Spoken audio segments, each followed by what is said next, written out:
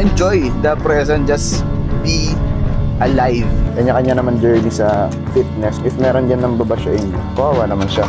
Yun yung isipin nyo. Bahala sila sa buhay nila. Mag-post ka na mag-post dyan, mag-content ka, hindi ka naman nila kilalamin. Yun lang yun. Just don't forget who you are, since it will be a frustration pagtanda mo kasi hindi mo ginawa yung dapat mong gawin or yung gusto mong gawin. To have a strong body, you need to train your body. Kailangan mag-exercise, gym.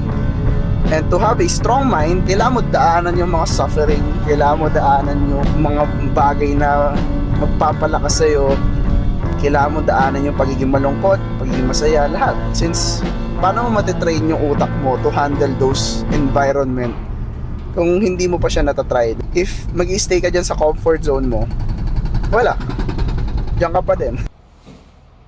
Dalawang SM yun lang dito sir sa ano, Cagayan de Oro. Meron yung SM Cagayan de Oro.